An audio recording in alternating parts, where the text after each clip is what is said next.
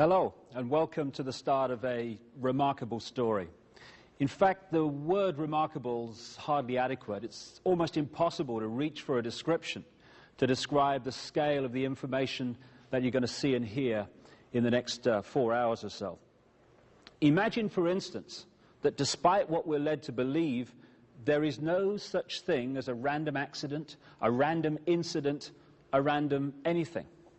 That everything happens because it is meant to happen.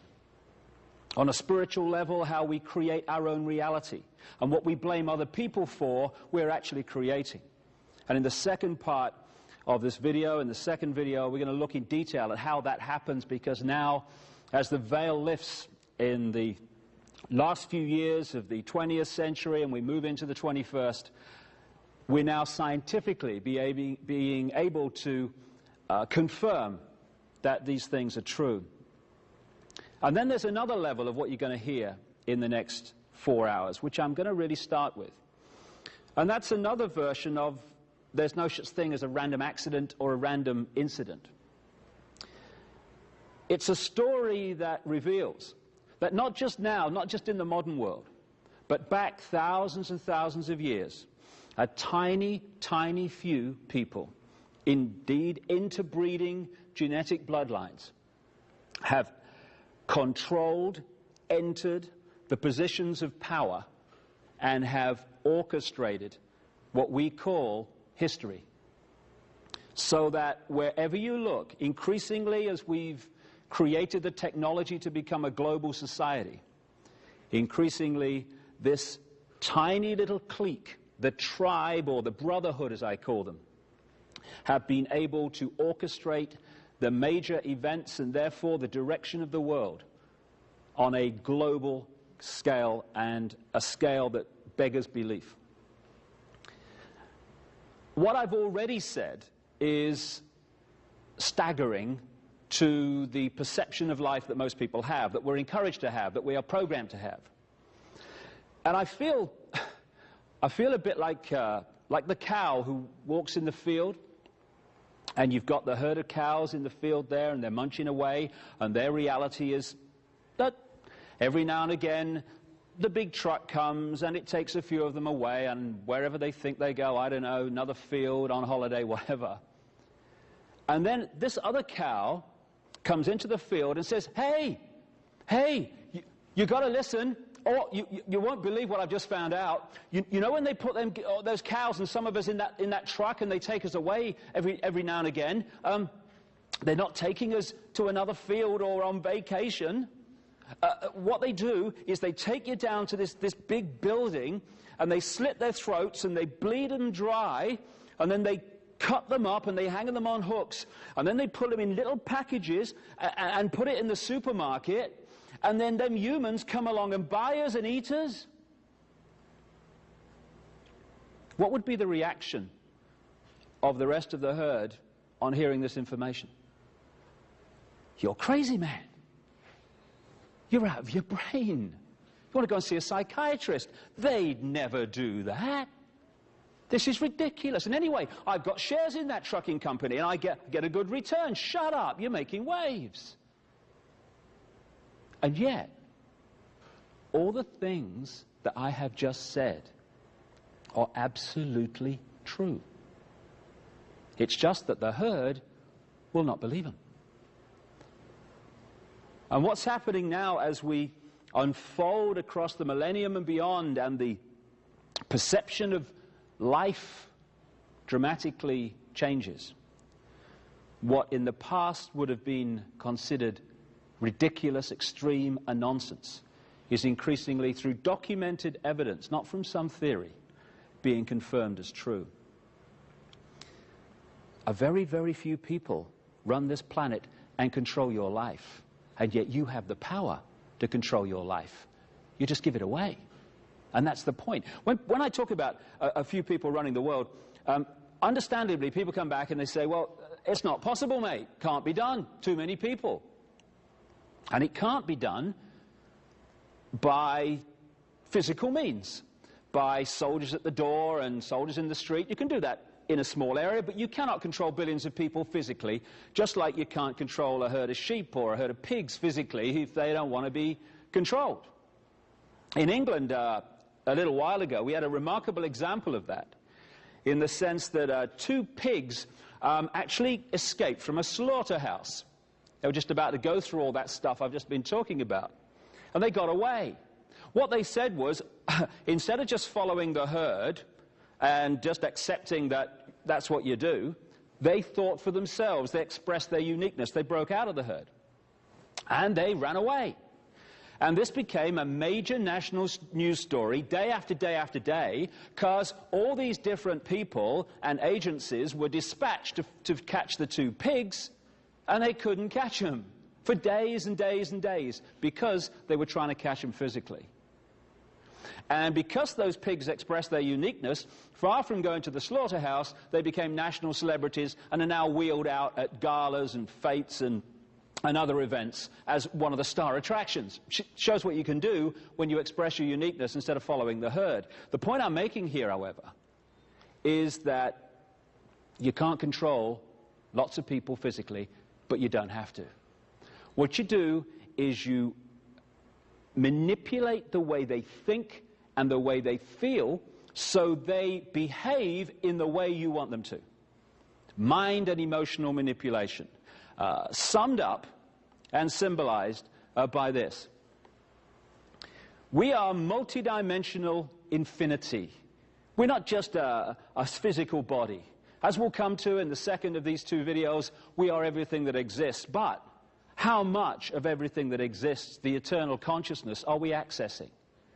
Infinity or just a fraction? And the difference between that infinity perception of life and possibility and that is simply, again, beyond words to describe.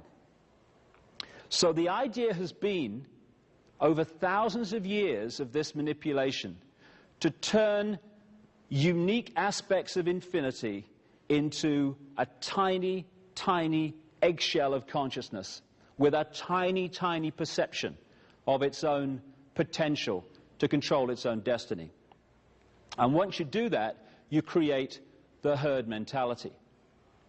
And the herd mentality can be summed up by what we see all the time in a herd or a flock, whatever you want to call it, of sheep. If you look at how sheep are controlled all over the planet every day, it's through this. It's because sheep are put in that symbolic eggshell so that they don't think for themselves, they just follow the one in front.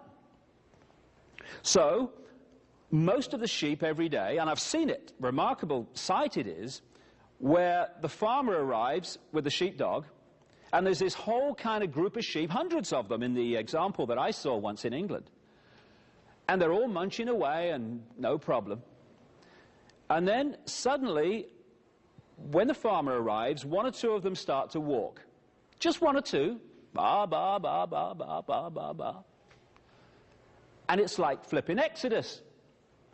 Hundreds of them just follow the one in front without thinking. No, well, do I want to follow the one in front? You know, what do I feel today? Maybe I want to go over there. No, no, ba, ba, ba, ba, ba.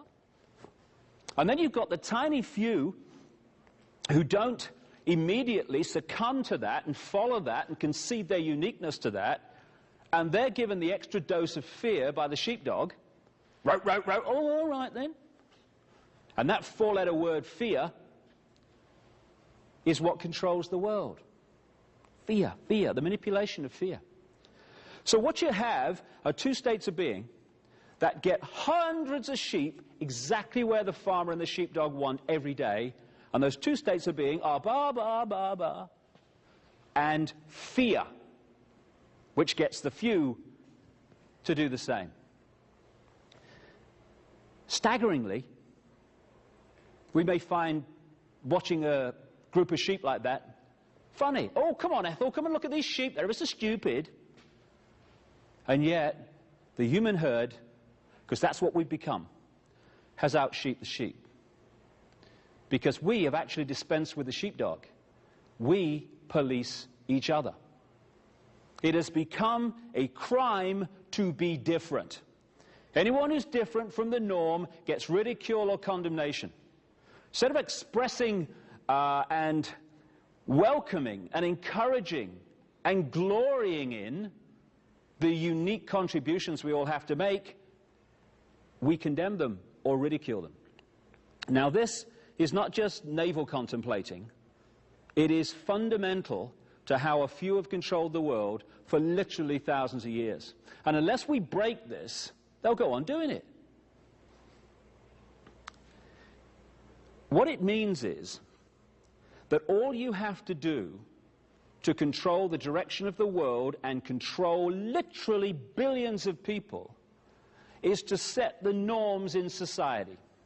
What is considered right and wrong, moral or immoral, sane or insane, possible or impossible. And once you set those norms by controlling the education system, crikey, education system, crikey, what a word.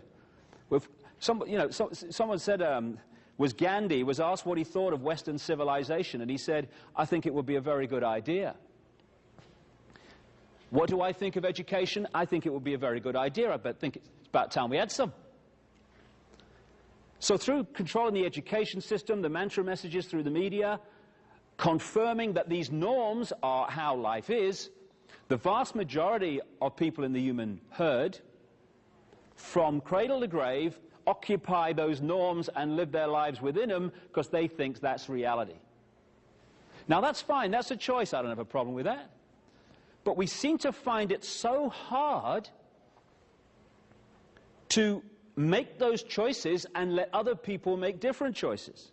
So the reason the few can control the world as they do and have for so long is not just that vast numbers of people live within the norms, it's that those people insist those people that want to live outside the norms conform as well.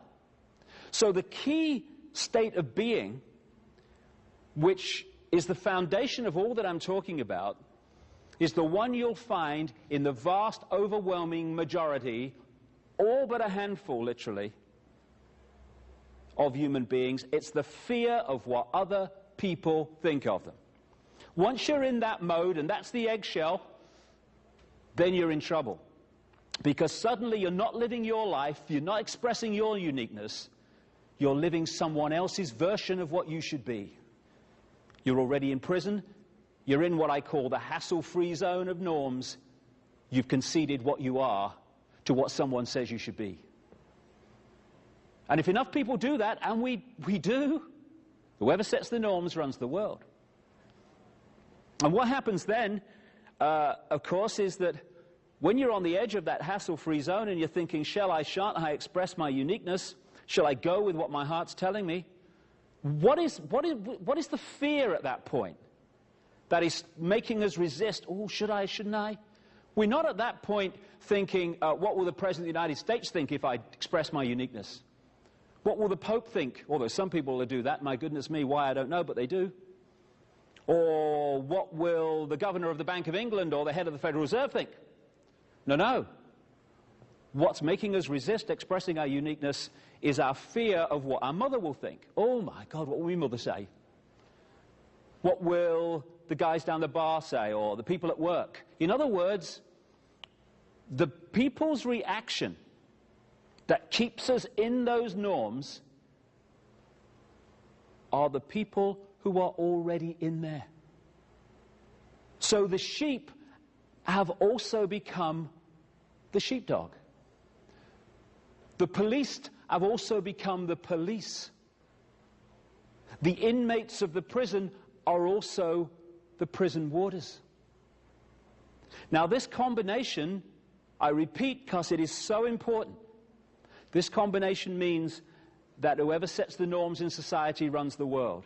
If, and the big, big if we concede our uniqueness to it and insist that everyone else does the same.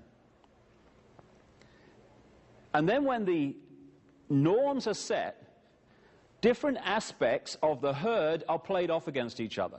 So religions have been created, and we'll get into that because it's remarkable how the religions which fight each other and conflict with each other actually come down to the same people. Same story too when you look into it. So they play different aspects of the herd off against each other.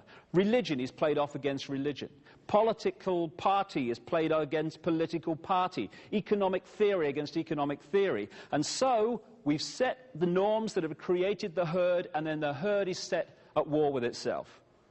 And while we're cussing each other and fighting each other and blaming each other, the few people are string pulling all these different elements and creating the key element that's necessary for the few to control the many, divide and rule.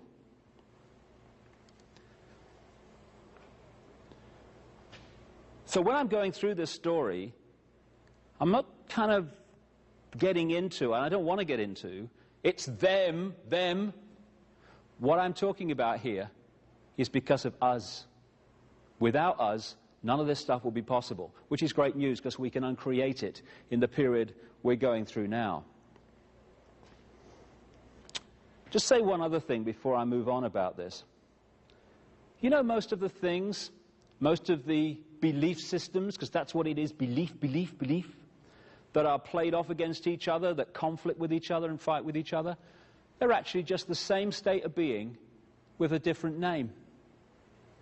I wonder what the difference is between, say, a Christian family that insists that their children believe what they believe and a Jewish family that insists their children believe what they believe. What's the difference? It's just that they believe slightly different things, and they are slightly, but they're still indoctrinating their children into a belief instead of saying, you have all the information available and we encourage it, and whatever you come up with, whatever you make of that information, I'm at peace with because you're unique and I'm not going to tell you what to think. So if we want to be free, we have to start by setting ourselves free and setting other people free, not least our children, to be who they really are and not what we'd like them to be. And what I call these opposites that are not opposites, I call them opposames. And it's amazing when you look around the different groups that are fighting and conflicting, when you look at the core of what they're saying and they believe and their actions and their ways of acting, you're not looking at opposites at all. You're looking at the same state of mind with a different dress on. I'll give you a quick example. During the last war, the World War, Second World War, the far left, as symbolized by Joseph Stalin, communism, was played off against the opposite, the far right, symbolized by Adolf Hitler, the Nazis. Now, they had to be opposites because we're told they are. That's the left, that's the right. Wow, let's have a look at them. Let's just check this one out. The far left, as symbolized by Joseph Stalin, was into centralized control, military dictatorship, and concentration camps. Now, the far right must have been very different because they're opposites. I read it somewhere. The far right are into centralized control, military dictatorship, and concentration camps. And they were played off against each other. They're not opposites, they're opposames. One thing I think we need to remember all the time, opposites never fight. They never take part in wars, because the opposite of a state of mind that believes that war is an option and conflict is an option and violence is an option is the state of mind that says it's never an option, because violence and war and conflict never solve anything. That never fights that, because that doesn't want to know. What fights wars? Two aspects of the same state of being. So the elements of society that create the divide and rule are not even different states of mind. They're the same state of mind with a slightly different name. Now, going on from this imprisoning of the consciousness into what I call the eggshell goes something else very important. Well, this is the structure that has allowed this control by the few of the many to go on throughout this period I'm talking about. Because if you're going to hold people in that eggshell of perception and thought and possibility, you have to keep from them vast amounts of information that would set them free. Set them free to understand that the world is being controlled in the first place, and also set them free from their own sense of limitation. So throughout this period of time, the same structure can be seen, and it can be symbolized, as you see here, by a pyramid. You've got a tiny, tiny few people at the top of the pyramid who hoard the really advanced knowledge, the knowledge that would set us free if we had access to it. And the rest of the pyramid is fiercely compartmentalized. So the further you come down into the mass of the people, the less that knowledge is in circulation, until you reach the point where it's hardly in circulation at all. And this structure of knowledge in the hands of the few and the masses kept in ignorance is one that goes on again and again and again, and without it, frankly, this manipulation simply couldn't happen, and the world would not be as it currently is and has been for thousands of years. And the nature of some of this information, years ago, as we'll come to as we tell the chronological story in a second, maps of the world existed, which, for instance, the ancients knew that the American continent was there. The idea that Christopher Columbus was the first European to discover the American continent, I mean, it's just ludicrous. I've just seen a pig fly across here for a start. I mean, it's just crazy on basic evidence. And if you had maps of the world and the mass of the people didn't know they existed, that again gives you a significant knowledge which most people don't have. But now we're in what you might call the modern world. We're in a situation where fantastic technology exists outside the public arena, which we don't know about. And if we did, it would be a very different world. A little while ago, when I started to get a bit of a profile in this information, I was invited to a meeting with a guy in America who works for the CIA as a scientist, against his will. And he told me of the amazing technology that has not just been available more recently, it's been available for decades.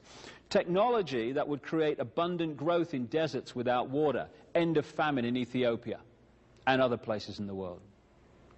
That would give us all the power and warmth we need in our homes, in our businesses, in our factories, without using polluting fossil fuels and these other sources which are doing such damage to the planet. Technology which could cure cancer and so-called incurable diseases exists now. Why don't we have it? Because it would set us free, it would give us choice, and choice equals freedom. Lack of choice equals the opposite of freedom, the imprisoning eggshell that I'm talking about. So it's kept from us. And I asked this guy, just to give you an idea of what's going on the other side of the movie screen that's projected at us via the media and education and what we laughingly call that. I said to him the obvious question, if you don't like doing all this, why do you work for the CIA against your will? And he opened his shirt and he said, this is why. And it was a kind of a bizarre moment, because on one area of the room there was his children and his family, and yet I was looking at this father from this bizarre perspective of the world he lives in when he goes out the door in the morning. On his chest was a see-through sachet, or patch as they call them in the trade, and in it was this golden liquid which turns out to be a drug.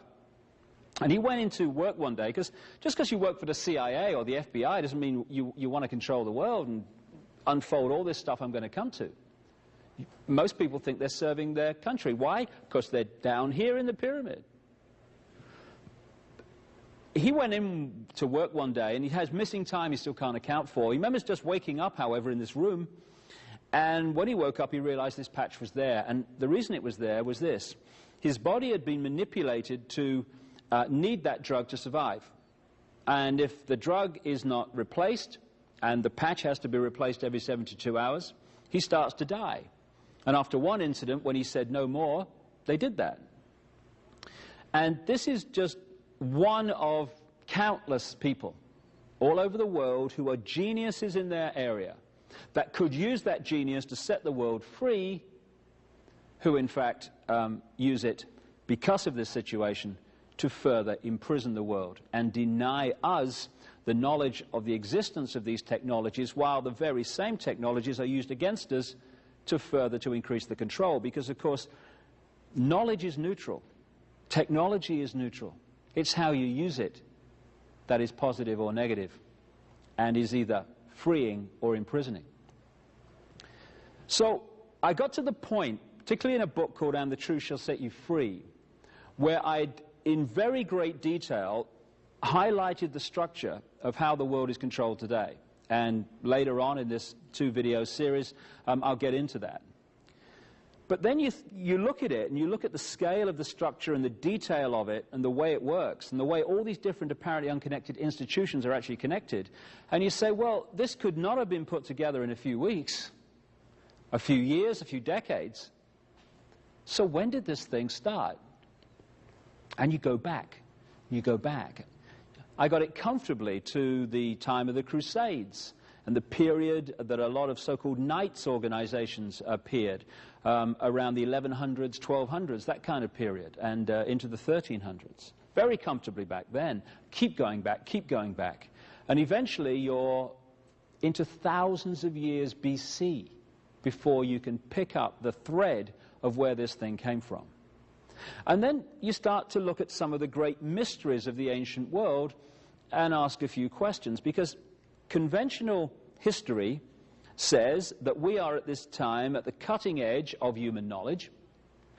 There was never any society or civilization in the past, or what we call the past, that was here or in advance of here. And in fact, the ancients were like primitive and didn't know much. Well, who built these then? The pyramids at Giza and some of the other great structures of the ancient world, which are mathematically, geometrically perfection. Who built them? Bill and Ethel in the tent? I mean, who did it? Then you look at some of the other... This is Easter Island. I'm sure I know someone looks like that. I'm sure I know someone that was designed on. But this is, again, thousands of years ago. And them hats there are apparently 10 tons. Be interesting, wouldn't it? How did they get them up there? You know, you imagine it, can't you? Come on, Bill, bit more, left, right. Was done by high intelligence. No one knows where they came from. All the pyramids. Look at this. This is in Peru. Now, this has been done by an axe and chisel, isn't it? Look at the perfection of the way that stone is fitted into the rest. Can't hardly get a piece of paper between it. Thousands of years ago this was done by a primitive people. Oh, aye. Places full of pigs flying. Look at the size of this in Peru. You know, again, all right, Bill, bit heavier this time, to the left. Fantastic knowledge created these things in the ancient world.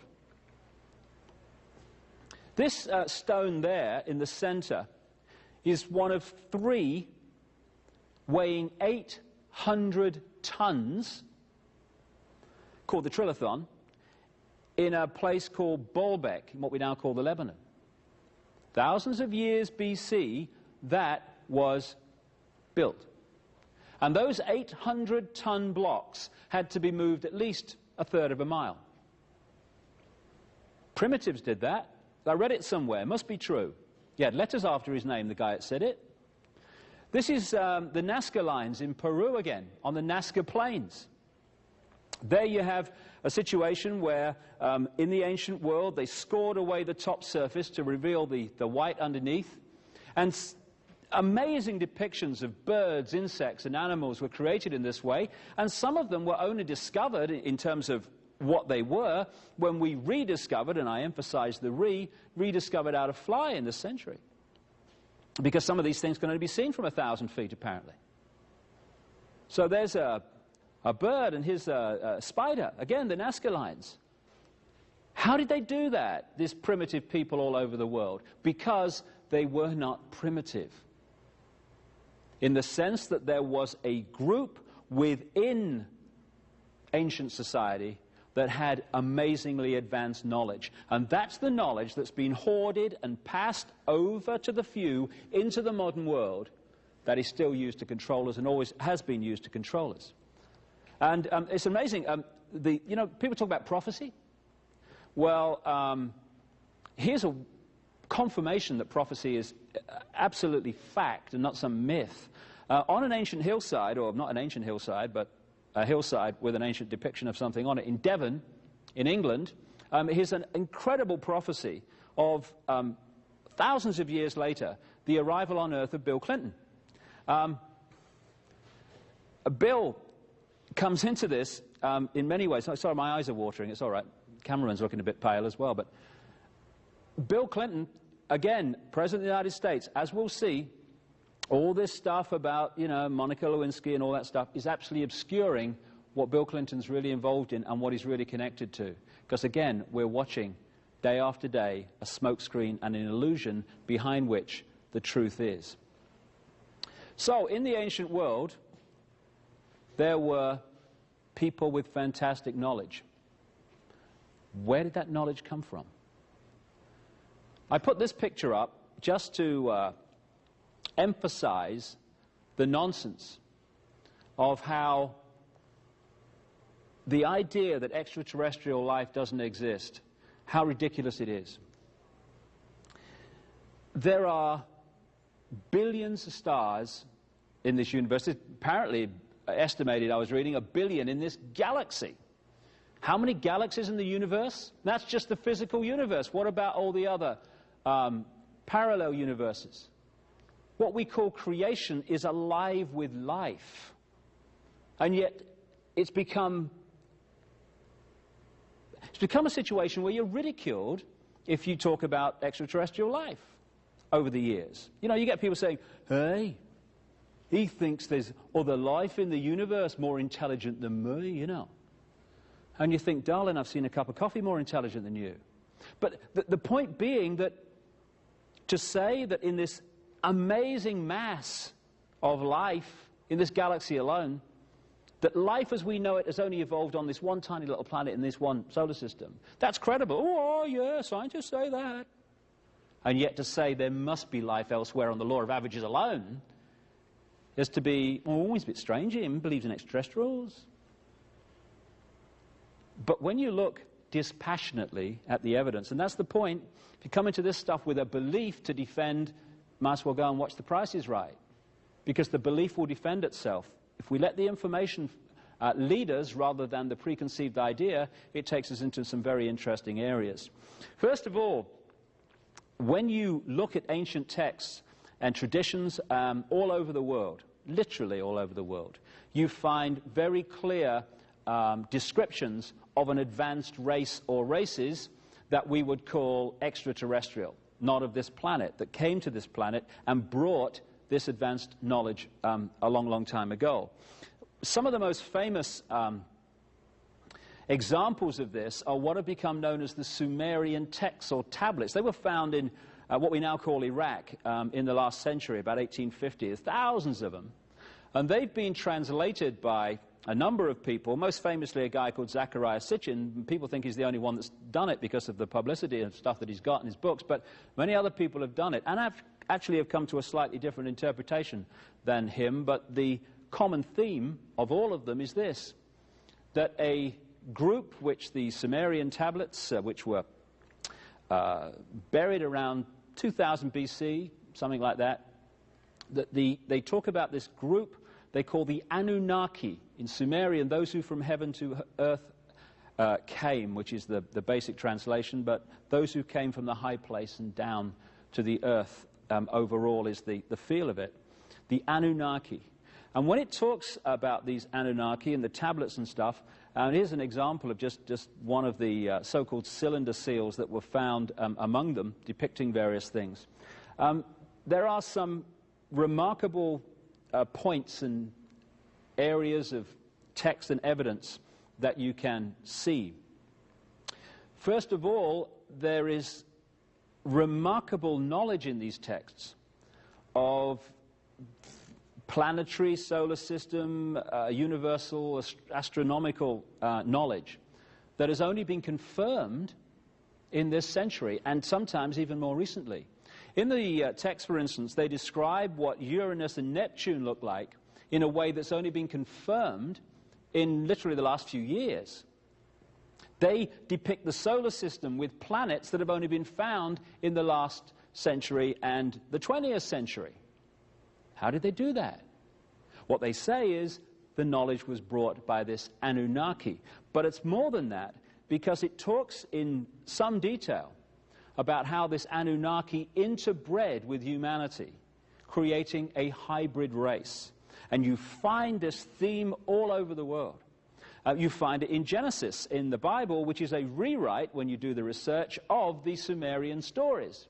So we get the theme of the sons of God who interbred with the daughters of men. But when you take that back to the Hebrew, just one step, you find that that phrase, sons of God interbred with the daughters of men, actually says sons of the gods interbred with the daughters of men. And every time in the Old Testament you see the word God, it's translated from a word meaning gods. And it's clear to me that we have been misled and we've misunderstood the difference between the gods, symbolically extraterrestrials in the ancient world, and God, which is all consciousness, all energy, everything that exists. So these Sumerian tablets very much confirm this ancient race. Now, again, when you look at other cultures, you find the same stories. In the ancient Hindu cultures, the Vedas, their ancient holy books, you find descriptions of the gods flying in flying machines, which we would call aeroplanes or UFOs or flying saucers, whatever. And when you take the common theme around the world, it's very clear that in the ancient world was a race or races of very, very high technological knowledge. And this was the knowledge that built the pyramids. This was the knowledge that built all those ancient structures which conventional history and archaeology simply cannot explain. Now, this area here of what we call the asteroid belt would seem to be very, very significant. If you take Zecharia Sitchin's translation of the Sumerian tablets, the detail of which I have a problem with, I must say, here and there, they talk about, according to his translation, that a planet called Nibiru, the planet of the crossing in his translation of the Sumerian, came into this solar system a vast, vast amount of time ago. And one of its moons collided with a planet that was between Jupiter and Mars, and that created the asteroid belt, which just happens to be between Jupiter and Mars.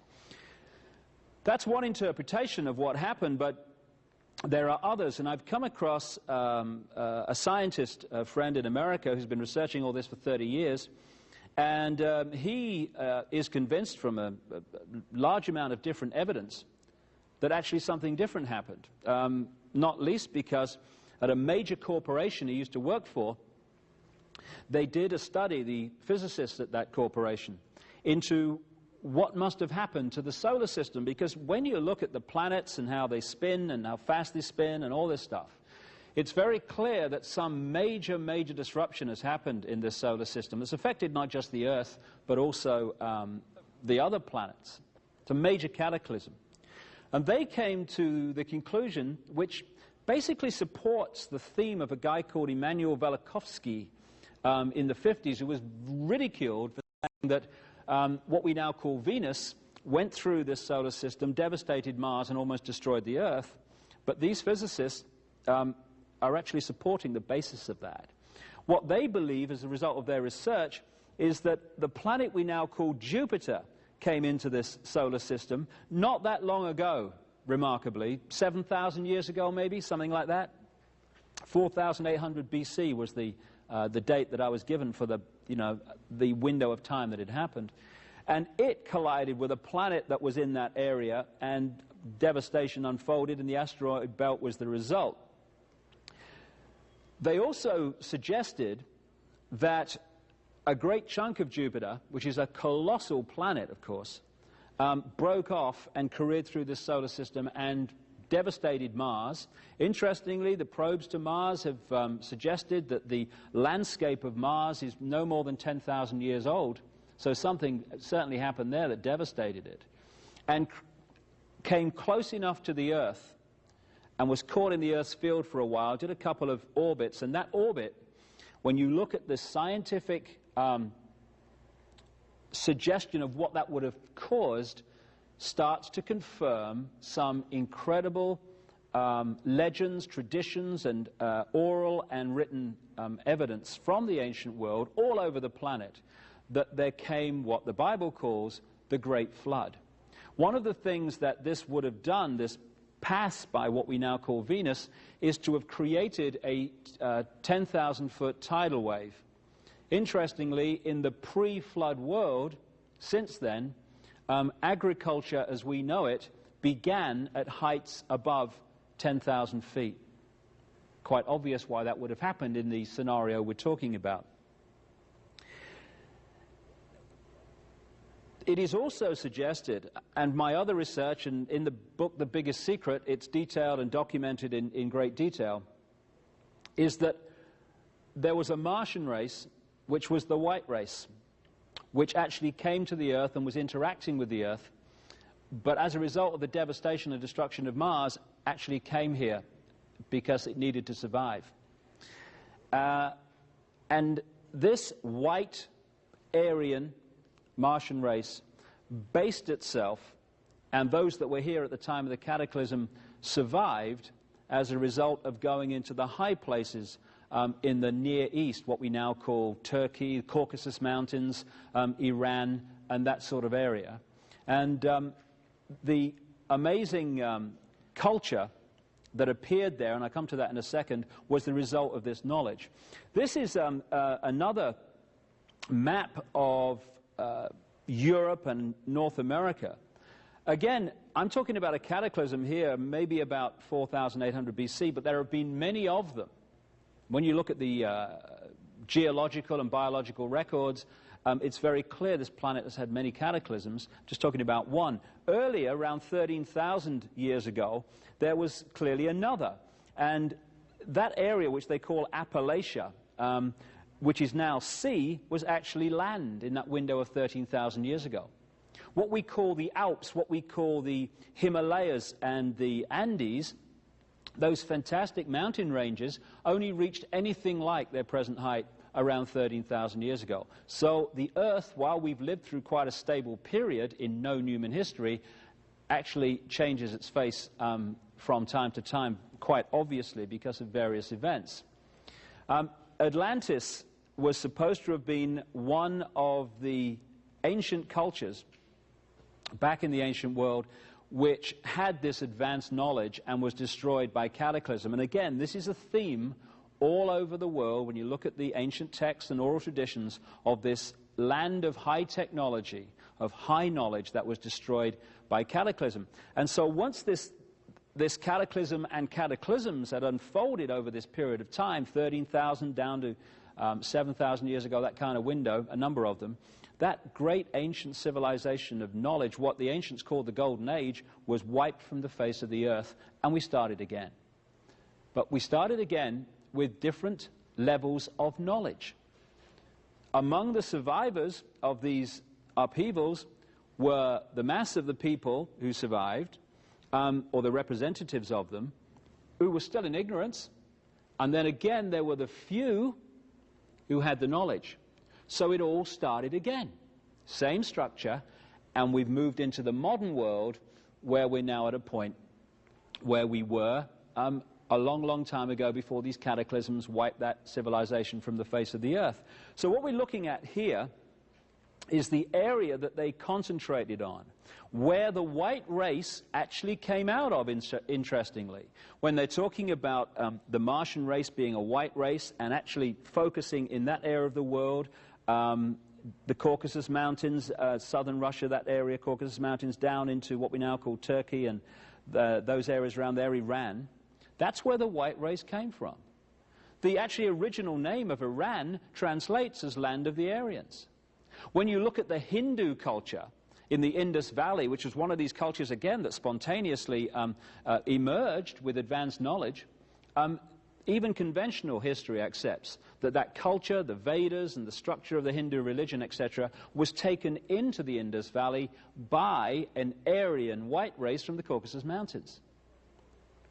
And when the floodwaters started to recede, down from the high places, which could be the translation of Anunnaki, those who came from the high place, came down into the Indus Valley, into the plains and valleys of Sumer, and they created the Sumerian culture, which is accepted again by conventional history, didn't start at this level and gradually evolve. It started at a very high level of advancement and then gradually fell away.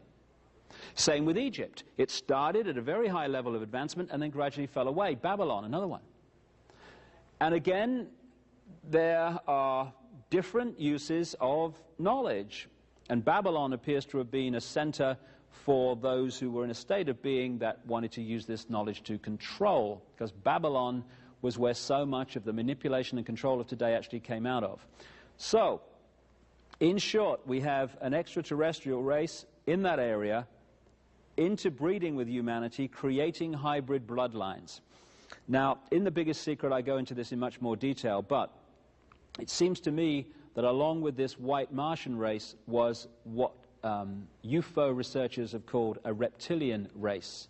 And the detail of that is documented there. And it's this reptilian race that also interbred with humanity, and I think the reptilian race were the Anunnaki. When the first interbreeding took place, the hybrids were half human, half Anunnaki, I think reptilian. And they interbred with this Martian race, this white race that became the race that took over the world, in effect. When a second interbreeding took place, it wasn't between the Anunnaki reptilian race and the humans, it was between the Anunnaki and their hybrid bloodstreams. So now we're going 75% Anunnaki reptilian, 25% human. These bloodlines,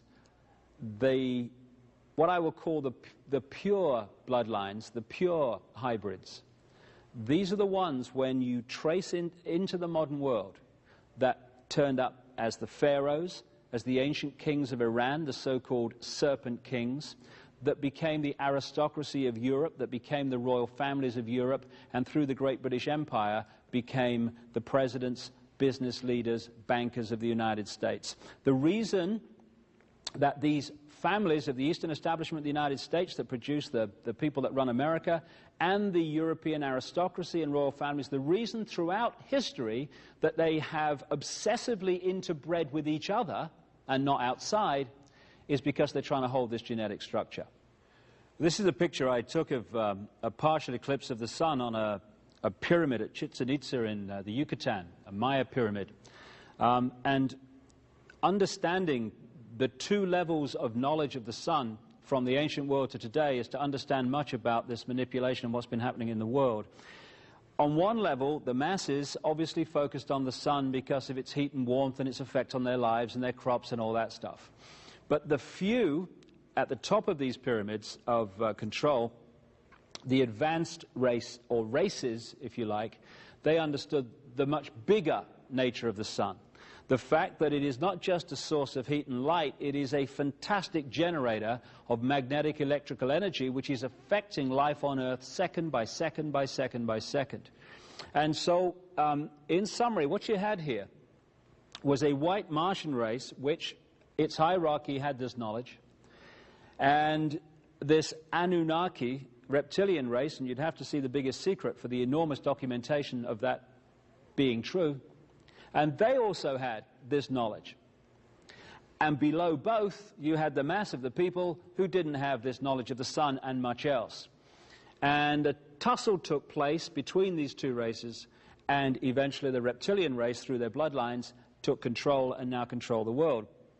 So let's have a look at the nature of this knowledge of the sun. What you're going to see now are sunspots.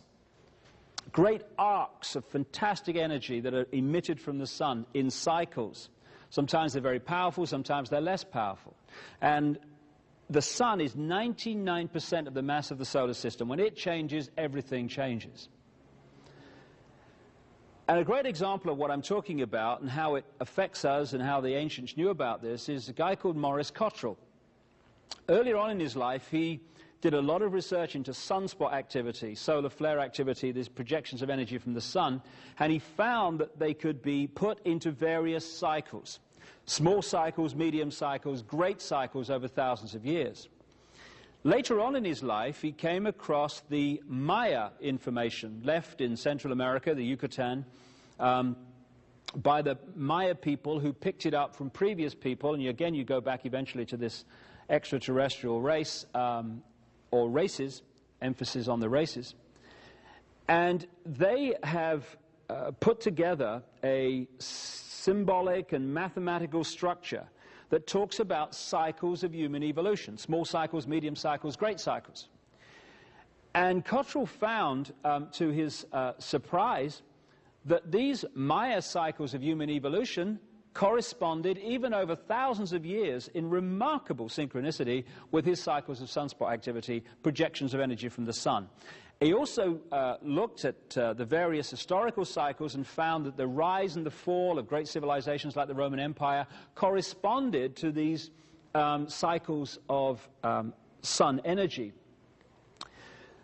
So, when the sun changes, we change. We are encouraged at some points to be open to more aggression or more this or more that. Now, if you know that, and you know that at certain times the mass consciousness is more likely to react in a certain way, then you know, as you're manipulating the world, when to have your wars, when to have your economic collapses. And this is why, as many researchers, not just myself, have established, that these events tend to happen in key years relating to sunspot and sun energy cycles. Therefore, in the ancient world, there was the knowledge of the sun in its true importance and its true effect, and then there was the mass of the people who just looked at it in a totally different way. And this is why in the cultures of the ancient world you found, again, here a chair from Egypt, a throne from Egypt, a Akhenaten chair, the pharaoh, sun. Gold, the solar color, the solar metal. This is why the obsession was with gold. Also, lions, you find tremendous symbolism of the lion. The lion with its long mane symbolized the sun, which is why it was always there. Here again, in Sri Lanka, gold and the sun. Here in Rome, the two lions, the sun, and the disc, the sun. Again, understanding this. Now, here, much more recently, this is the sun chair of George Washington, first president of the United States. And the reason that you find the symbols of the ancient world used by this high advanced level of knowledge in the more modern world, right to the present day, among the secret societies and among the countries in terms of flags and symbols, etc., is because the same knowledge stream is used today and the same manipulation is used today as always was. Now, this is a symbol that explains so much about religion and many of the symbols you see in the modern world. Because of the focus on the sun in its various levels of importance and understanding, this symbol was devised in the ancient world to symbolize the passage of the sun through the year. They did the circle with the zodiac, zodiac coming from a Greek word meaning animal circle appropriately. They broke the circle into 4, the seasons, with the cross, and they put the sun on the cross. I've heard that somewhere before. So what they did is to focus their symbolism on this journey of the sun. This is why, when you look pre-Christian, pre-Jesus, you find an endless stream of deities in the ancient world who were given birthdays of December the 25th. Why is that? Because around December 21st, 22nd, you have the lowest point in the sun cycle in the year, the northern hemisphere anyway, which is the winter solstice. And at that point, the ancients said the sun had symbolically died. 3 days later, the sun had demonstrably started its journey back to its peak in the summer. And at that point, December the 25th, they said the sun was born or born again. And because Christianity was created by, in the form we know it, by a sun-worshipping Roman emperor called Constantine the Great, that's why Jesus was given the birthday of December the 25th, symbolic of the sun, which is what Jesus is to a large extent. The evidence that he existed is like almost non-existent, if not non-existent in total. So by Easter, the sun was entering the sign of the ram or the lamb. And so they had ceremonies in which they sacrificed lambs in the pre-Christian world because they believed that by sacrificing the lamb to the gods, they would have good luck and their sins would be forgiven and all that stuff. Now, this is where the symbolism of Jesus and so many mirrors of Jesus in the pre-Christian world, that's why we constantly get this recurring story of the Lamb who died so our sins could be forgiven. Now, what the ancients also did is they symbolized the Son as a baby at the December the 25th time, as a kind of a youth at Easter, and as a strapping, strong, immensely strong man in the height of the summer, and losing his power in the fall, autumn, and then being an old man back towards the winter solstice. And they symbolize the Son as a person with long golden hair, just like the mane of the lion. And so this is where the Old Testament story of Samson comes from. Samson. And what happened was they had him with long hair, big strapping man, the sun at the peak of the summer. And then what happened in the story, he started to lose his strength. And what happened to make him do that? He had his hair cut. The rays of the sun were getting less and less powerful as he entered the house of Delilah, Virgo the Virgin, which is the astrological sign as you're entering into the fall. And so often, and again in The Biggest Secret, this is documented constantly, this is why you get constant stories which we are asked in the masses to take literally, therefore a prison religion emerges, when in fact they're symbolic, and often symbolic of the sun. So, this is what this is, the Celtic cross. It's the circle and the cross, the symbol I've just had on the screen. This is NATO. NATO is a wholly owned subsidiary of this brotherhood, this group of bloodlines, the reptile-human bloodlines, the hybrids that run the planet. Again, this is the CIA symbol. Again, there's the cross with the sun on the cross. And this sun symbolism is something that you can read this brotherhood by. I came across this shot, or this symbol, in the City of London. Now, we'll get to this. The City of London is the operational epicenter of this global web of manipulation. And this is across the road from St. Paul's Cathedral. And again, you see the same symbolism, and on the center you've got the black sun. Now, the black sun symbolizes two things. It symbolizes the negative use of solar energy, and it also symbolizes something that's becoming more and more obvious and people are becoming more aware of, and that's that it's not just the planets that go around the sun in the solar system. This solar system is also traveling around a central point, and that central point is known symbolically as the black sun, kind of a galactic center, and it takes 26,000 years for the solar system to go around that sun, and we are now in the process of completing one of those 26,000 year cycles, which is why the world is changing and is going to change dramatically in the next 15 years to 2012. So again, this symbol keeps coming up in the modern world as well as the ancient one. Now, even in the design of cities, which this brotherhood has in the modern world controlled, you see exactly the same symbol. What you're looking at here is the Arc de Triomphe in Paris. Paris, like Washington and London, is a mass of esoteric symbolism and sacred geometry built by design into the street plan. And so what you have is the Arc de Triomphe with the circle around it. There's the center of the sun on the cross, if you like. And going off from there are 12 roads breaking up into the 12 segments, just like that symbol I showed you a few minutes ago. And this, again, is sun symbolism from the ancient world carried by this group. And even in the road, on the road plan around the Arc de Triomphe, you see the sun there making the point. But if you don't realize where all this is coming from, it just seems like kind of nice design.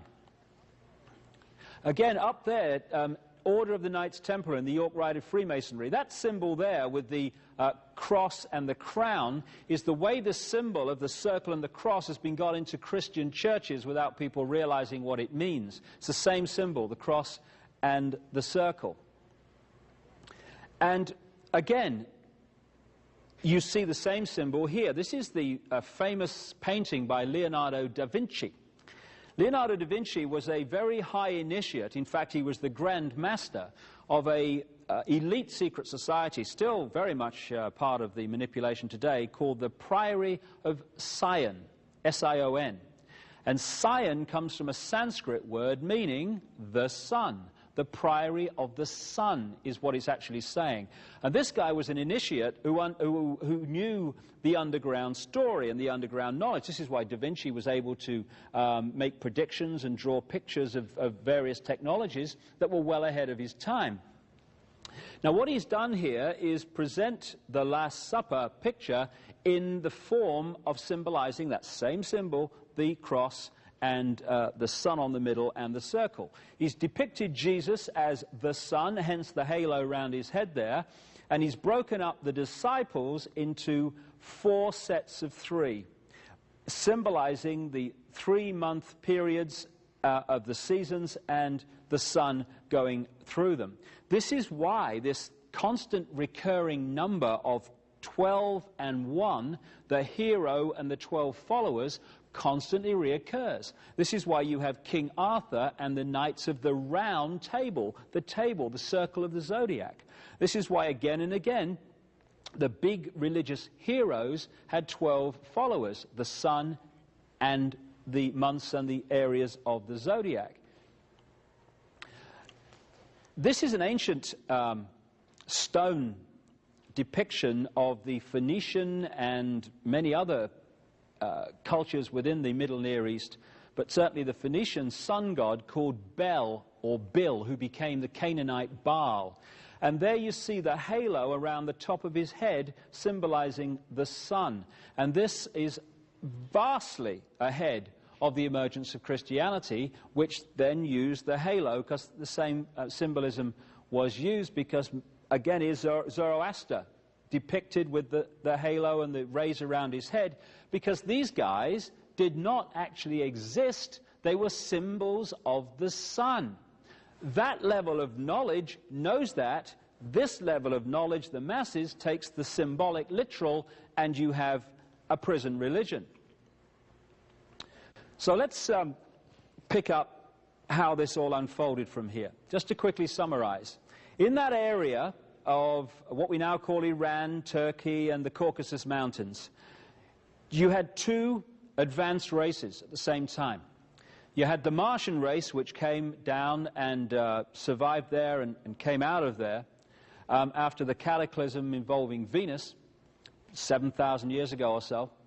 But you also had another race, which the Sumerian text called the Anunnaki, a reptilian race. And they interbred in this program, or programs that are described in the Sumerian texts. And interestingly, they describe how this Anunnaki did this interbreeding by using what we would call test tube methods. Now, of course, when these tablets were found in 1850, the idea of creating life in test tubes, utterly ludicrous, no longer. And so you had the interbreeding between the white race, the Martian race, and the Anunnaki. And the outcome of that was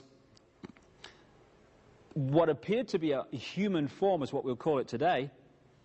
But within that white race were particular bloodlines that were very, very reptilian.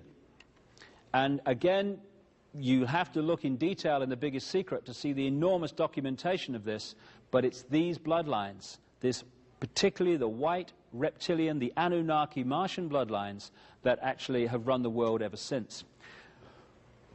Demonstrably, the white race took the world over. They came out of the Caucasus Mountains and this area of the world in 2 basic ways. Go one way first, by land. They came out of the Caucasus Mountains, and incidentally, what do Americans call white people? Caucasian. Why do they call them after some mountains in the Near East? Because that's where the white race came from. They came across land into Europe, and they changed their names. They were the Scythians, they were the Sumerians, they were many different names, and if you follow the movement of people, you find that they became the white race of Europe. They became the Anglo-Saxon race, because the Angles and the Saxons were simply different names for the same race. They became the Scandinavian peoples. They became the British. They became the French. They became the European white race. And within this white race were these Anunnaki bloodlines, these reptilian bloodlines. And these were the ones, when you do the research and the genealogy, that ended up again and again and again in the positions of power. Political, royal, economic, all of it. And so, not only did they come across land in that way, much earlier, around 3000 BC, through a white race called the Phoenicians, they went by sea to Britain. And what we call the British culture, which of course has had such an effect on passing on that culture to the rest of the world, is actually the Phoenician culture. It comes from the Near East. And the proof of that is endless in the artifacts and the legends and the stories that have been left. For instance, what you see there in that depiction on the coin, an ancient coin, is a Phoenician goddess called Barati. And on the other side, you see the classic depiction by the British of their goddess, Britannia. And they are the same, because Britannia was Barati. The Phoenicians worshipped two deities. One was the male, Barat. One was the female, Barati. And she became Britannia, and Barat and Barati became Baritan and the British. The British culture is in effect the Phoenician culture. Not only that, when you look at the names given to the goddesses and what have you, or in the Indus Valley, what we call the Hindu culture, they are the same. They are very, very close to the name Bharat and Bharati, because this white race, as I said earlier, also went in and created the Indus Valley Hindu culture. No accident that all the major religions in the world that were prisoners came out of this same area of the Middle and Near East. In Britain are white horses scored into the hillside. This is supposed to be the oldest one. It's a place called Uffington in Wiltshire. And it's been dated to around 3000 BC. That is precisely the time the Phoenicians arrived by sea into Britain, bringing the Bharati, British culture as it became. Now, why would the Phoenicians score horses in the hillsides, the chalk hillsides of Britain? Very simple. The Phoenicians were sun worshippers. This was a Phoenician symbol of the sun. This is a Phoenician high priestess. Again, you see the swastika. The swastika was a Phoenician symbol of the sun. Quite a positive symbol, and what the Nazis did, because they understood this, is they turned it round to indicate the negative, because they understood the nature of the sun as well. This is a Phoenician stone found in Britain. There again, you see the swastika. And what we call the British culture came from the Near East. Another thing that these advanced people within the Phoenician culture understood was the fact that the earth has through it and around it what is known as an energy grid or grids. These are force lines of energy. Some people call them ley lines, some people call them dragon lines in China, meridians, whatever. Where these lines of force cross, you create a vortex. Where many of these lines cross, you create a colossal vortex. And therefore you have enormous energy which you can use to create and do various things. This guy was an Englishman in a place called Herefordshire, and one day he was on his horse at the top of a hillside, and he suddenly looked down into the valley and saw these lines in a sort of psychic way all over the place, straight lines, and they connected the sacred wells, the sacred places of worship, the points where the churches were built, the hillsides, etc. And this now, as we have moved on, has been confirmed by the scientific world, those with an open mind anyway, that this grid system actually exists like a web around the world. Now, where these ley lines cross, in their most powerful way, where most of them cross, just happens to correspond with where the ancients had their most sacred ceremonies and their most sacred places. Stonehenge and places like that were built on them. So where the lines come in and the vortex is created, that is where they built the Stonehenges. The Aveburys, another stone circle and energy complex in Britain. That's where they built all over the world their temples to access this energy. This is Avebury in Wiltshire. Now this is interesting. I used to live near here, and the Phoenicians built this with their knowledge. Now the Phoenicians, I would suggest, and the evidence is presented in The Biggest Secret, were originally a Martian race. What people like Richard Hoagland have found, who's investigated the Cydonia region of Mars, where they've found pyramids, etc., and other non-natural creations, is that if you look at the way that the various pyramids and non-natural points relate to each other in this area of Mars called Cydonia, and then you place them over Avebury in Wiltshire, England, they fit almost exactly. Avebury appears to be a mirror of Cydonia on Mars. Also, when you look at the background, there's very strong evidence that the pyramids in Egypt were built around 3000 BC, the very time these things were going up. And they built pyramids. What have they found on Mars? Pyramids. Also, as some scientific research has shown, when you put people in white bodies into sensory deprivation tanks, their natural rhythm is not the rhythm of the orbit of the Earth, it is the rhythm of the orbit of Mars.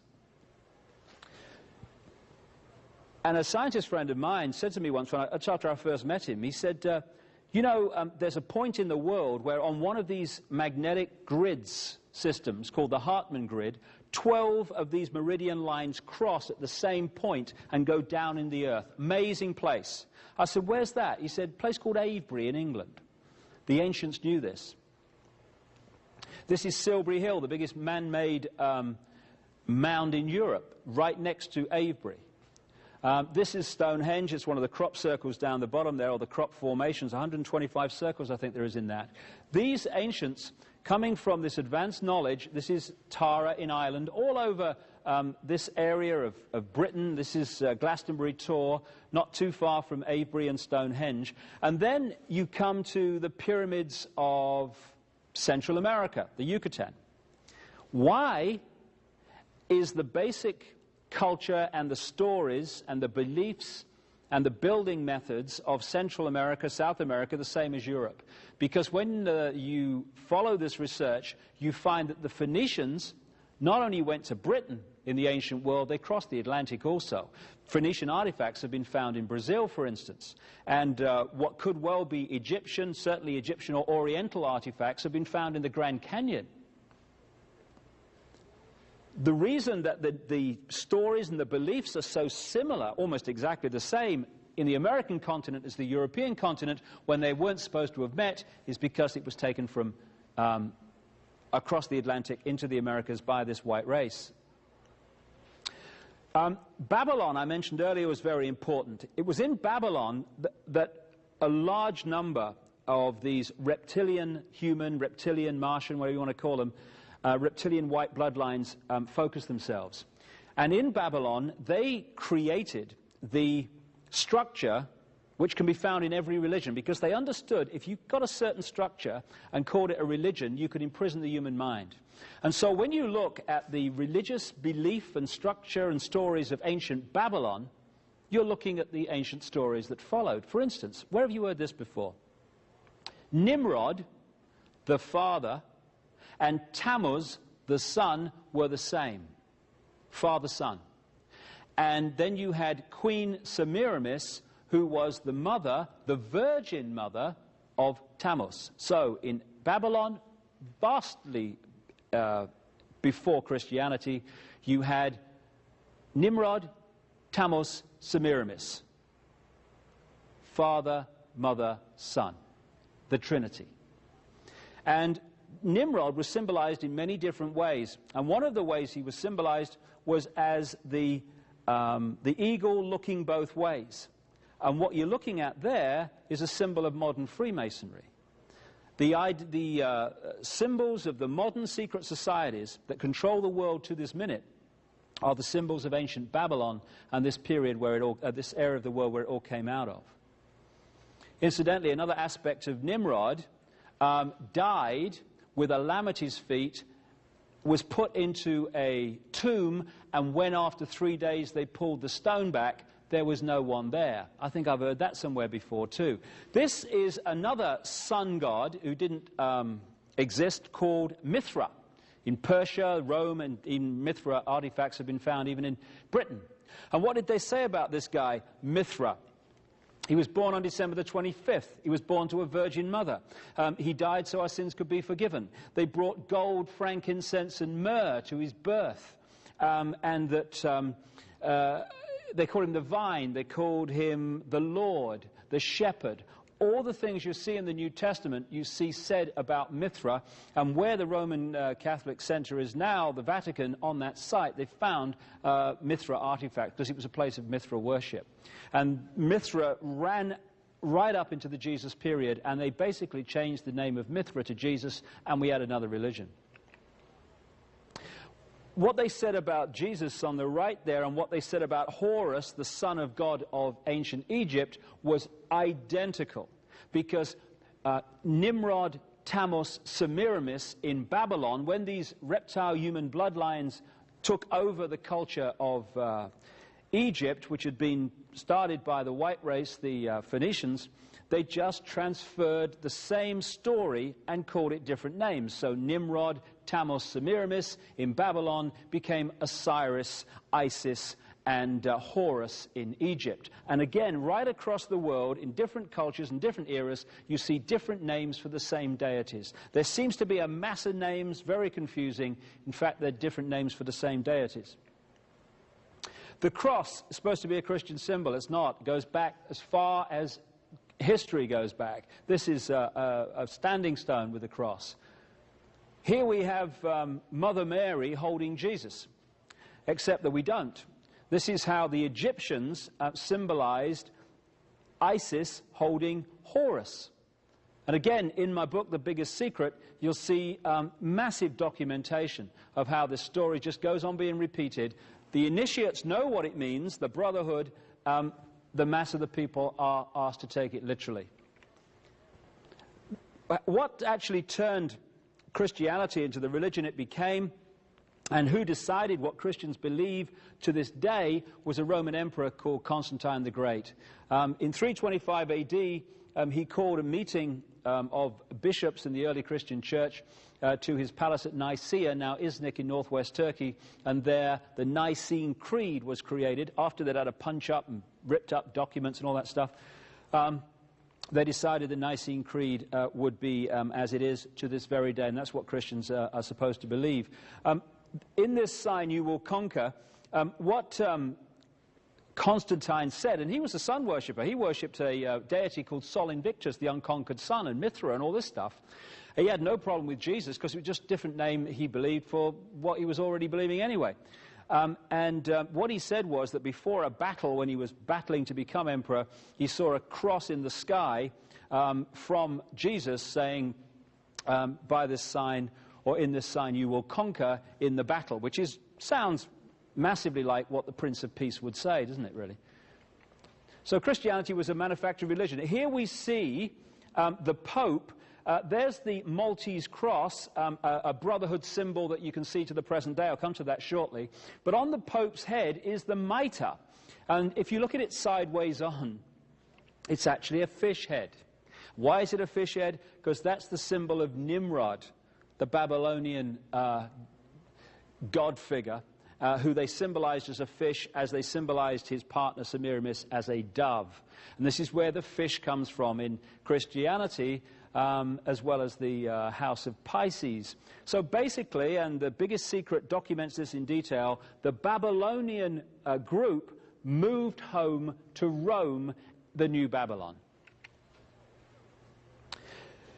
Now, also in this story, if we move forward to the time of the Crusades in the 1100s, 1200s, you find that in the Middle East at that time, a series of knights organizations suddenly appeared, which are still going today, and among their members today are some of the top people in global politics, business, banking, military, media, etc.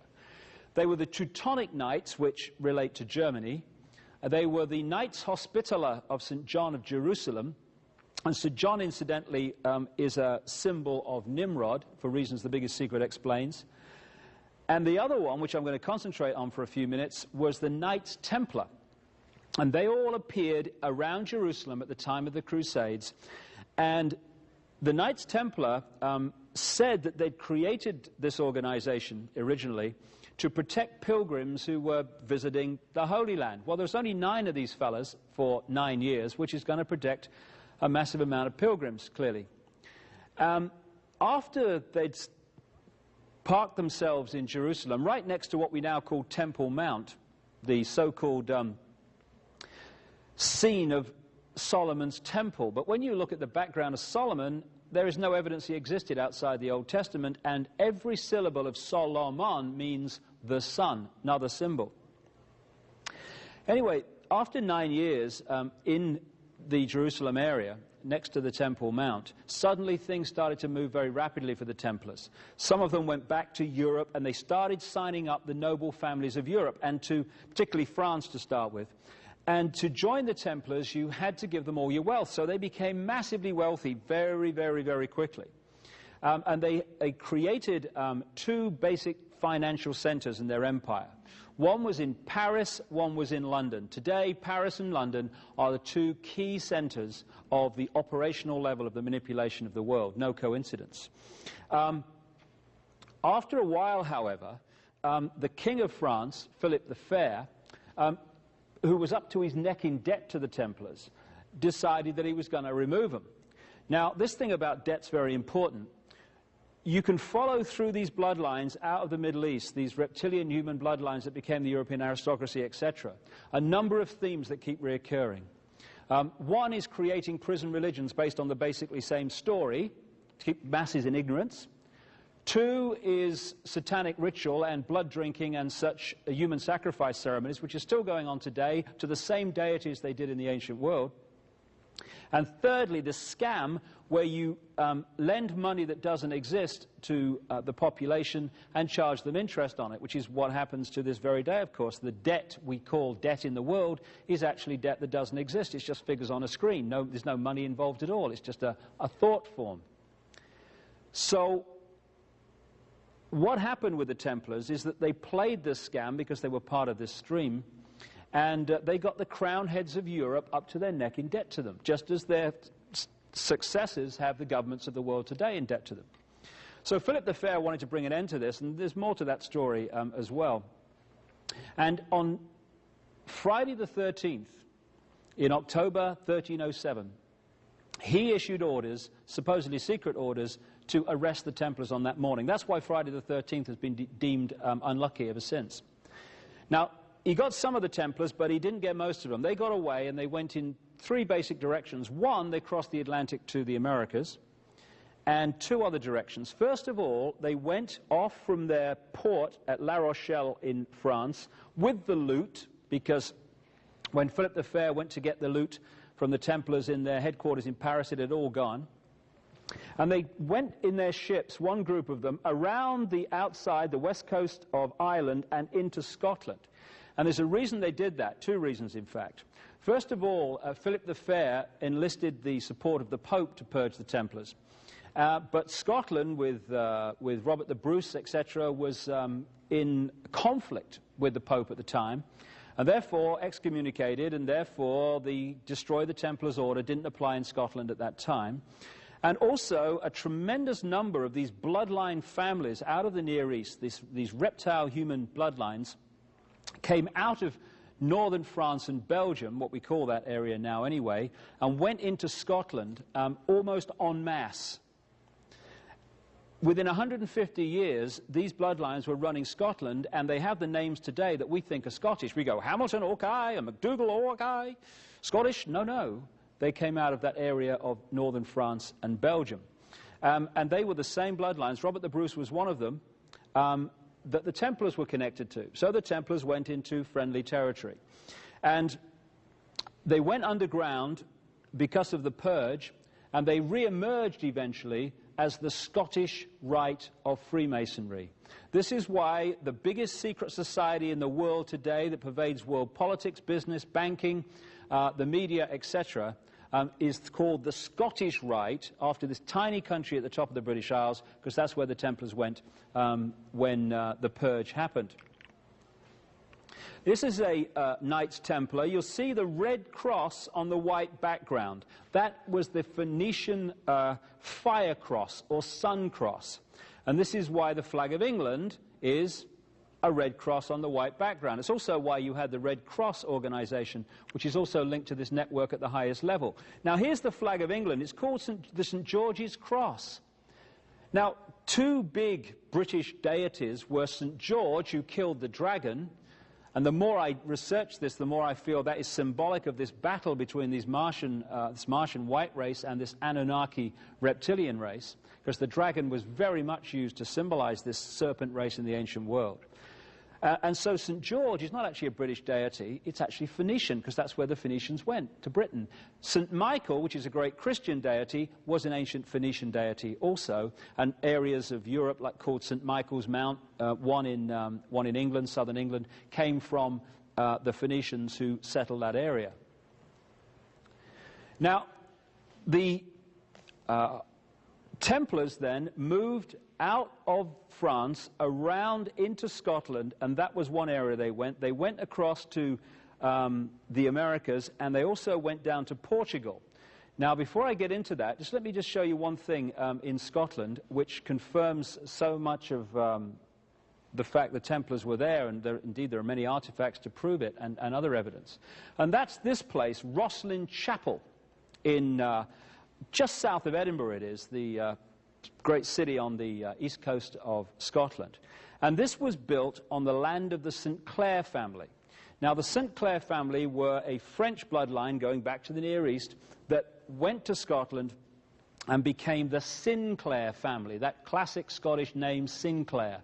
And this is one of the great holy grails of the Brotherhood today, the Rosslyn Chapel. Now, in the stonework of Rosslyn Chapel, you see sweet corn plants, aloe plants, and cactus plants, etc., that at the time this was built were only found in America. Perhaps still are, I don't know, but certainly then. Which is remarkable because this was built before Columbus left on his journey to discover America. In other words, they'd been long before, they just didn't want us to know it. So, as they went to Scotland, so another group of Templars came down to Portugal, which will connect into America now as we start to enter the modern world. They hid behind an organization called the Knights of Christ, the Knights Templar under another name, and they were a maritime organization because the Templars had a massive fleet of ships. And actually they flew on their ships the flag of the Skull and Bones, which is become known as the pirate's flag. It was the Templar flag, which is why the Skull and Bones is still a symbol today of this brotherhood. And one of the Grand Masters of this Knights of Christ, the Templars under another name, was a guy called Prince Henry the Navigator. And he had access to maps of the world that the general population never had because of this pyramid, knowledge, ignorance. This is significant because the father-in-law of Christopher Columbus was a sea captain close to Prince Henry the Navigator. So Columbus was not looking for India when he found the Americas. He knew basically where he was going because the maps already existed. Because this unfolding agenda has a time scale, not least through the sun cycles, etc., it means that although they knew the Americas existed, the point had come in the agenda where it had to be officially discovered and therefore occupied by the European races. Now, Christopher Columbus, his name wasn't actually Columbus, his name was Colon. Why did they call him Columbus? Because in the various, not just religious, but other historical texts, you see the codes and the code names that the initiates would understand that the general population do not. I mentioned a few minutes ago that the symbol for Nimrod was the fish and the symbol for Queen Semiramis was the dove. Columbus means dove. In French today, colombe actually still means dove. And the Romans in the Roman Empire worshipped a deity called Venus Columba, Venus the dove. Both Venus and the dove were symbols of Queen Semiramis, this deity.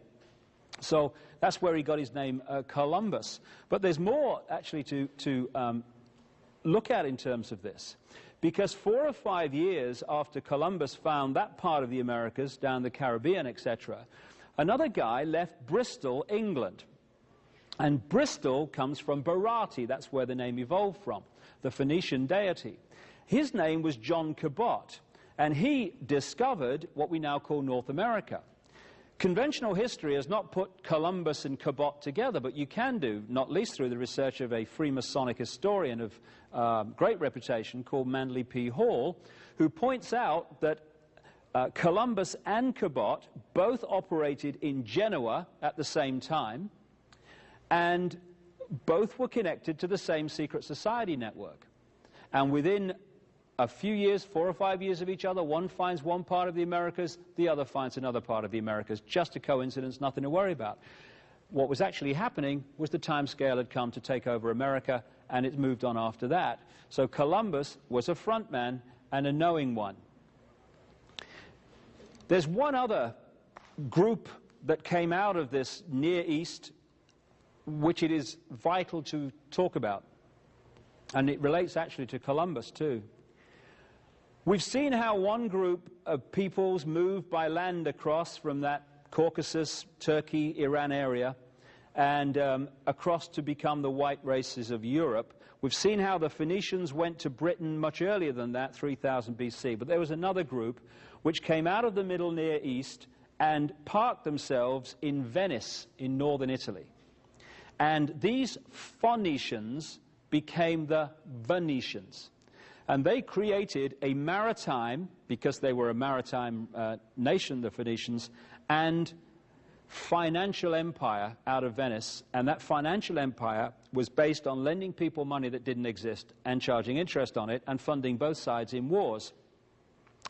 Now, within these white Phoenician bloodlines, yet again, were these reptilian bloodlines, these Anunnaki bloodlines. And again, you'll have to refer to The Biggest Secret to see the enormous evidence that this stuff about the Anunnaki and the reptilians is correct.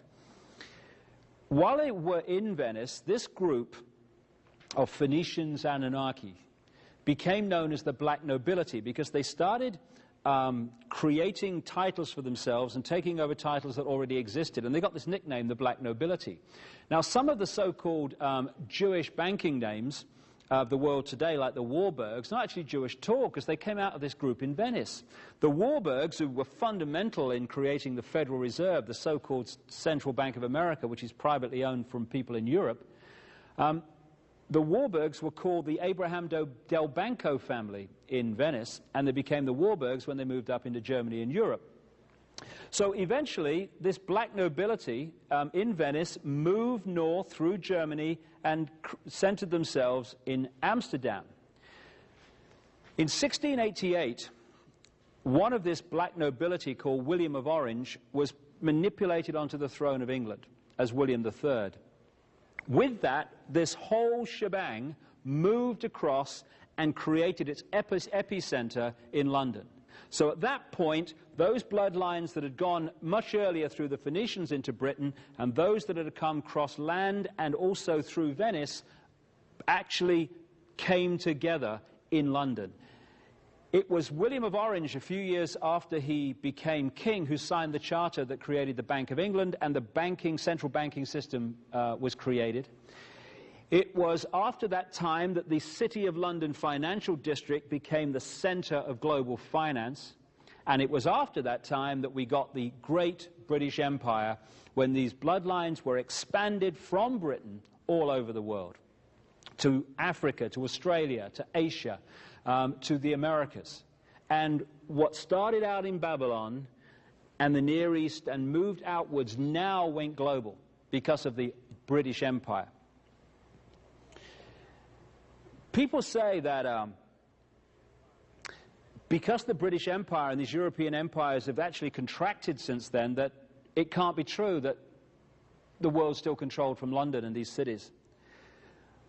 But there's two ways of controlling people. One has a finite life, one can go on forever until someone exposes it. The first one is overt, in-your-face control, the dictatorship, where Britain controls this country and controls that country. The people in that country know where they are. They're controlled by an outside force, like the Russians during communism and the Germans during Hitler. That has a finite life because eventually, when you know where you stand, you're going to rebel against that control. Much more subtle to replace that overt control with covert control, where people are controlled, but they don't know that they're controlled. People don't rebel about the fact that they're not free if they think they are. So what happened as the contraction came of these empires, not least the British Empire, is while on the surface it seemed to be over, left outside in those countries, back in those countries, were the bloodlines and the secret society network, which has continued to control those countries from this point on. Because what happened in that ancient time is that you had the positive use of knowledge, and they created mystery schools and secret societies in Egypt and elsewhere to pass this advanced knowledge on in a positive way. You then had this other force, largely out of Babylon, that also created mystery schools and secret societies for very different reasons, to pass on the advanced knowledge only to the chosen ones that they chose. And they created the institutions, these same secret societies, in the public arena that sucked that advanced knowledge out of circulation. Not least the Inquisition. When, 2 minutes into this video, I would have signed a suicide note during the Inquisition. So therefore, you had a situation in which the knowledge was passed on to the few, and the institutions created by that secret society network to suck it out of public circulation. Eventually, and people like Manly P. Hall have documented this, that negative use of knowledge, that negative structure of mystery schools and secret societies also infiltrated eventually and took over the positive mystery schools and secret societies. So we reached a point eventually where knowledge was passed on only to the few at the highest level who had a malevolent intent, and it was sucked out of the public arena big time. So the structure today is basically this. The epicenter on operational level is in London. That's where the global agenda is decided. And in these different countries, like America, the United States, South Africa, etc., you have bloodline branch managers, as I call them, who run those particular countries in line with a centrally decided and coordinated agenda. In South Africa, you've got the Oppenheimer family, who are the bloodline controllers of South Africa before and after Mandela. Control the stock market, the diamond mines, and the gold mines and the other industries and the media. In America, the bloodline branch managers are the Rockefellers and the cartel of the Eastern establishment, who get their orders from the centrally coordinated epicenter in London and Paris, particularly London, and they run America in line with that. So wherever I go, in the 20-odd countries I've talked in and researched in so far, the same policies, the same structures exist because they're coming from a central point. And the world is controlled, therefore, by a very, very few people. One of the bloodlines centered in London are the Windsors. In The Biggest Secret, I expose some stunning, breathtaking information about the real nature of the Windsors and the bloodlines. These are black nobility bloodlines who go back through this story that I've been talking about, and that's why they have so much power and so much wealth and so much influence, because they're meant to, but not for long. Now this is Ben. Everyone knows that the founding fathers believed in freedom in America. Well, some of them might have done, but some of them didn't. Because what happened in 1776 and afterwards when America, to this day, believed it was becoming an independent nation and free, what happened was that overt control of the Americas through the colonies was replaced by covert control. America has never been free of Britain's influence and control to this very day, and it's about time it was. And people like Benjamin Franklin, and I document this in detail in The Biggest Secret, were agents of British intelligence and the British Crown. This guy was parked in Paris as an ambassador in Paris, and he spent tremendous amounts of time in London. More than that, I said earlier that one of the common themes of these bloodlines through history is blood drinking, satanic ceremonies, etc., human sacrifice. That's what this guy was into. He was one of the top Freemasons in America. He was a member of key Freemasonic lodges in France, which created the French Revolution, like the Nine Sisters Lodge. And he was a member of a really elite secret society and satanic human sacrificing, blood drinking operation in Britain called the Hellfire Club, run by a British government minister called Sir Francis Dashwood, and who built underground chambers in his estate at Wickham, north of London, to do the sacrificing and stuff. That may sound amazing, but just a little while ago in the British newspapers, this story broke. Again, while Benjamin Franklin was fighting for freedom for the American colonies, he parked his bum in London. And he lived in a place called 36 Craven Street near Trafalgar Square. Well, they've just been renovating that to turn it into a Benjamin Franklin museum. And bingo, they found 10 bodies underneath the floor, 6 of them children, and they've dated them to the time Benjamin Franklin lived there. They've said, oh, he must have been into body snatching. When you link it to his other activities, I think there's probably another explanation. Thomas Jefferson, again, one of the aristocratic bloodlines from Europe, and a guy who was a member of the Rosicrucian secret society and other esoteric secret societies that carried this knowledge. He just didn't tell anyone else about it. He also owned 200 slaves, Thomas Jefferson, while writing that every man is created equal. Slight contradiction there, I feel. Maybe we're all equal unless you've got a black face. And so when you look at the presidents from the very start, this is George Washington. Again, another of the aristocratic bloodlines from Europe that became presidents of the United States. When I'm talking about these same bloodlines taking over Europe and then through the British Empire taking over America and other countries, I'm not kidding. When you do the genealogical research, you find some remarkable statistics. Since George Washington became president in 1789, and including him, every single American presidential election has been won by the candidate with the most British and European royal genes. And that comes from Burke's Peerage, the Bible of aristocratic genealogy on the planet, based in Britain. We've had, at the time that I'm speaking these words, 42 American presidents. 33 of them are genetically related to England's Alfred the Great and Charlemagne, the most famous monarch of France. Way back, he became monarch for the Holy Roman Empire. Of the 42 presidents, 19 have been genetically related to England's King Edward III, who has thousands of blood connections to Prince Charles. And then you look at Bill Clinton. Bill Clinton's a kid from Arkansas, we all know that. He's not connected to any bloodlines, just a kid off the street, made good, because anyone can become president in America. I know, I read it somewhere.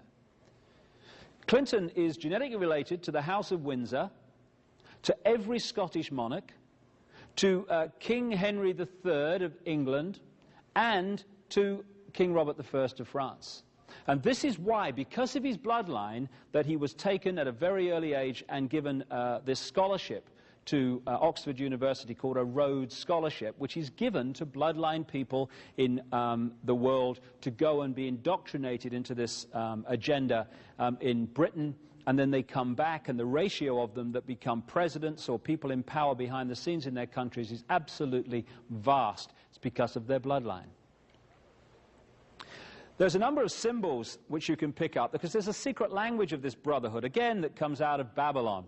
And as the time has gone on, the malevolent use of this advanced knowledge through this, what you might call Babylon Brotherhood that emerged on a global level as it is today, has become the dominating force on the planet, interacting, as I talk about in detail in The Biggest Secret, with this Anunnaki extraterrestrial force or race. One of the symbols is the pyramid, and particularly the pyramid with the capstone missing, the pyramid and all-seeing eye. This was put on the dollar bill in 1933-34 by Franklin Delano Roosevelt, another of the bloodlines, who goes back to French aristocracy, which connects in with the British. And the symbol you're looking at was actually the symbol of a secret society called the Bavarian Illuminati, which was behind the French Revolution, and it goes much further back than that. So the obsession with symbolism and for other reasons, certain symbols, is phenomenal. People asked a few years ago during the presidency in France of François Mitterrand, why on earth did they put this big black pyramid, this glass black pyramid, next to the beautiful Louvre Museum? People can understand it, because from an aesthetic point of view, it was ludicrous. But they built pyramids in Egypt to interact with the energy and to create a particular energy field. They did the same on Mars, it would seem, also. And they're doing the same in the modern world, in the street plans. This is why, and we'll see this as this talk unfolds, why that pyramid was put there. And anyone know where that is? Many people in America will. It's Dealey Plaza. This is where they killed Kennedy, in Dealey Plaza. And the street plan of Dealey Plaza, where the first Freemasonic temple in Dallas was put, is a pyramid with the capstone missing. They killed Kennedy on the right-hand side, the grassy knoll near the number 5 there, and down the bottom of the pyramid in an underground car park is where they killed Lee Harvey Oswald, who was falsely accused of doing the deed, but you need someone to blame when you don't want people to know what really happened. And we'll see as this unfolds, and we'll talk about the Diana situation and her murder in Paris, the obsession with ritual and symbols is unbelievable, and it's one way of reading this brotherhood. The key brotherhood signature is the lighted torch. This comes from an ancient legend which goes back to the Watchers, or Anunnaki, the extraterrestrials. They were also called the Watchers in some ancient texts. And the legend was that some of these Watchers gave knowledge to humanity, or a certain section of humanity. And a number of deities have been invented in the various different cultures, like ancient Greece, etc., to symbolize this same story of the gods giving knowledge to certain numbers of humans. The most famous of these is this guy, Prometheus, the Greek god who was supposed to have come from the Caucasus Mountains, and he's holding, as you see, the flame. The flame is symbolic of knowledge, the sun, the illuminated ones. The Illuminati is one name for this brotherhood. The illuminated ones, those illuminated into this advanced knowledge. And so what you're looking at is a gold depiction of Prometheus in the Rockefeller Center in New York, put there by the Rockefellers, and there's a plaque to show that, because they, one of the bloodline families running America on behalf of the London Central elite, they know the symbolism of Prometheus. And so the lighted torch, or the flame, became the key signature of this brotherhood, and you can follow it. That's what this is. This is an exact replica of the Statue of Liberty in Las Vegas. That's why you've got the fairground ride behind. But what you're looking at is the lighted torch, the sun, knowledge, the illuminated ones, the Illuminati, the brotherhood. Also around the head you see the rays of the sun. Now that's classic Queen Semiramis symbolism. That's basically Queen Semiramis of Babylon. And because of this difference between those in the knowledge, the few, and the masses who are not, people look in America and around the world at that in New York Harbor, and they say, oh yeah, that's symbolizing the land of the free. No, no. It's symbolizing the opposite. It's saying, look, we run the show and we're telling you, and you haven't even got a clue.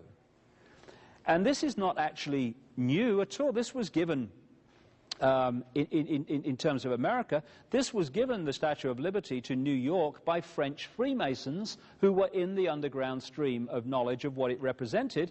And in Paris, to this day, in an island on the River Seine, there's the Eiffel Tower in the background, there is the French Statue of Liberty in the same way, because, again, it symbolizes something to this brotherhood which the masses don't understand.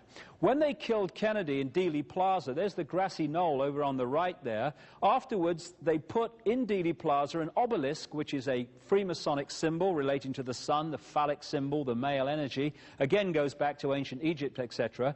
And at the top of that, after they killed Kennedy, they put a depiction of the lighted torch, because that is the Illuminati Brotherhood signature saying, we killed Kennedy, and we're telling you, and you don't even see it.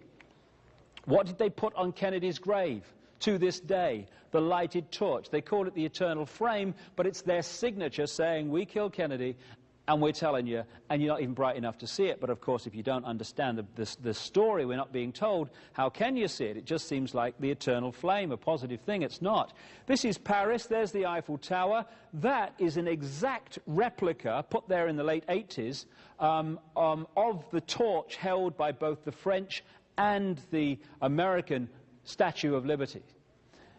What is that? Where is that? That stands on top of the Pont d'Alma tunnel in Paris, almost on the spot underneath where Diana was killed in the car crash, and that has become the shrine, if you see the flowers there, to Diana, exactly as planned. And what have they put on the island where they buried her, or claimed to have done, at Althorpe Park in Northamptonshire in England, on the Spencer estate? They put the lighted torch, the signature, we did it. And we'll talk about that a little bit more in a second. There we go on the dime, the lighted torch, the Illuminati. What they also do is create street plans that have all these symbols in them. And when we get to the next video, I'll pick up that in Paris, take it into Washington, and talk about a stream of other things that relate to the basic structure I've already described. And I'll relate it to the assassination, because that's what it was, of Diana, Princess of Wales. And also, when we've looked at the structure of how we're controlled, we can look at the way out of here, because we're only controlled because we allow ourselves to be controlled, because we give our power away. We take it back, all this stuff is over. To summarize this first part, we had the intervention in the human genetic stream in two ways. First of all, a Martian race that came after the cataclysm to Earth settled themselves in that Middle Near East area. Not least because during the cataclysm, the only way to survive was to get to a very high place. Agriculture started at 10,000 feet and more. But complicating what would have been normally a simple story of Martians coming to the Earth, a white race, was this Anunnaki, this reptilian race that interbred, creating particular bloodstreams that it could connect with and therefore control. And it's these reptilian human bloodlines that became the bloodlines of the aristocracy and the royal families and the key establishment families of the world, which today, to this minute, still run the show. Their secret language and how they speak to each other and how they further manipulate us will become clear in the next video. Thanks for now.